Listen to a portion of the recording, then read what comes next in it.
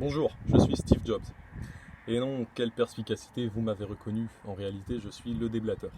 Bon, qu'est-ce qui se cache derrière ce titre aguicheur? Qu'est-ce que j'entends par la nature doit devenir capitaliste? Eh bien, tout d'abord, quel est le problème? Le problème, c'est que parmi les nombreux enjeux auxquels est confrontée l'humanité se trouve la stabilité des écosystèmes. Je vais donc, dans cette vidéo, proposer une solution pour résoudre totalement ou en partie ce problème. Donc il y a deux options.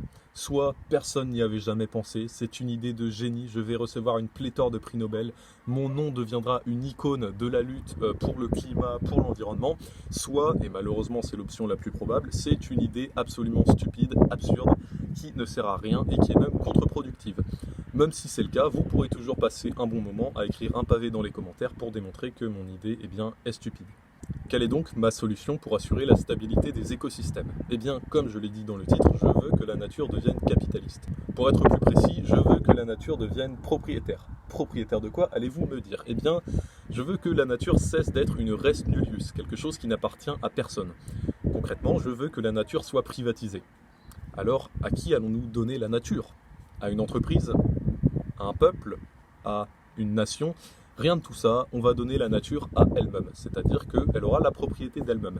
C'est une idée typiquement libertarienne, le fait que les individus auraient la propriété d'eux-mêmes, mais il faut bien comprendre que ce n'est pas du pareil au même, il y a une différence concrète entre un individu qui a la propriété de lui-même et la nature qui a la propriété de lui-même. Donc ces deux choses sont à critiquer différemment, à comprendre différemment.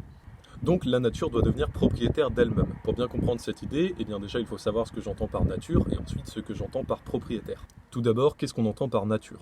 Donc dans cette vidéo, je vais comprendre par nature tout ce qui n'est pas humain, construit par des humains ou domestiqué par des humains. On peut critiquer cette définition, mais en tout cas quand je dirais nature dans cette vidéo, c'est ça que vous devez comprendre. C'est une chose qui n'entre pas dans ces trois catégories. Pas humain, pas construit par un humain, pas domestiqué par un humain. Ensuite, qu'est-ce que j'entends par propriétaire? C'est intéressant de se poser la question puisque je n'entends pas un des sens qu'on peut lui donner dans l'usage ou dans la juridiction. Par propriétaire, j'entends que effectivement la nature sera propriétaire d'elle-même, mais pas tout à fait. C'est-à-dire qu'on pourra quand même se servir. Par exemple, si je prends ce rocher, bien que la nature en soit propriétaire, ce ne sera pas considéré comme du vol. Mais alors, où commence le vol? À partir de quoi on commence à parler de vol? Eh bien, tant qu'on se sert et que ça ne nuit pas à la stabilité des écosystèmes, pour le dire vulgairement, tant que ça ne détruit pas la nature, ce n'est pas du vol. En revanche, si je me sers et que ça nuit à la stabilité des écosystèmes, ça doit être considéré comme du vol et puni comme du vol.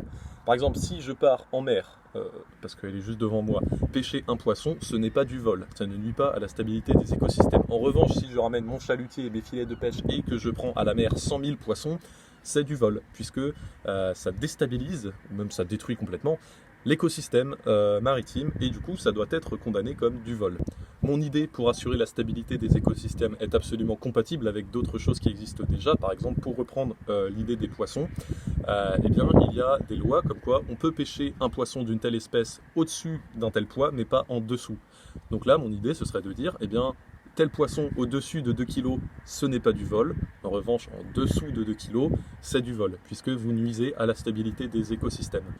Alors, puisque je donne au terme propriétaire un autre sens que ce qui peut exister, pourquoi utiliser le mot propriétaire? Eh bien, d'après moi, c'est le terme le plus approprié, je n'en vois pas d'autres qui pourraient faire l'affaire, et je n'ai pas envie de me casser la tête à inventer un mot.